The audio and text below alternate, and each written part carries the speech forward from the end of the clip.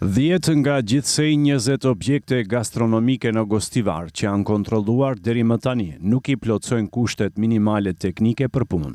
Midis tyre është edhe një kabare. Kjo është konstatuar nga kontrollet e Inspektoriatit Shtetror të Tregut njësia në Gostivar në bashkëpunim me Policinë Financiare dhe Drejtorinë për Mbrojtje dhe Shpëtim, konfirmon për televizionin Globi Emërlia Hasani, udhëheqës i Inspektoriatit të Tregut në Gostivar.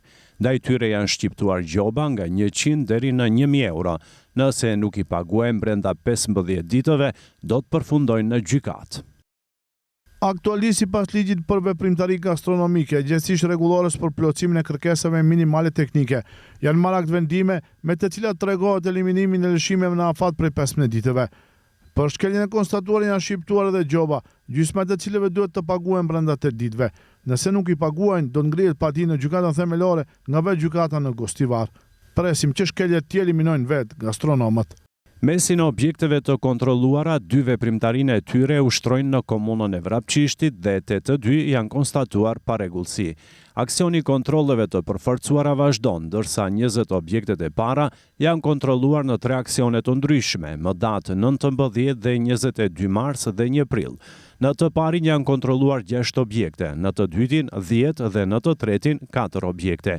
Gjatë kontrolleve, përpos konstatimit të mos plotësimit të kushteve minimale për punë, Hasani thotë se janë konstatuar se disa nga këto objekte kanë teraca, por në të shumtën e rasteve ato i kanë pa leje.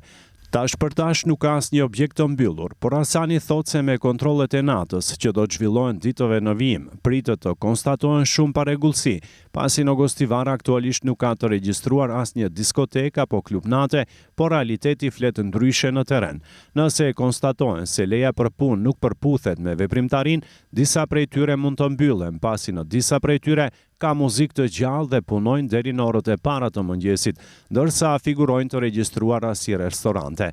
Disa nga këto objekte janë kontrolluar tashmë, por pasi ka qenë muaji Ramazanit, ata janë hasur të mbyllura. Ndryshe, kontrollet e deritanishme përfshin kafeterit, restorantet, kabaret dhe klubet e natës, ndërsa të njëjtat vijnë pas tragjedisë së 16 marsit në diskotekën Puls në Koçan, ku jetën e humbën 59 persona.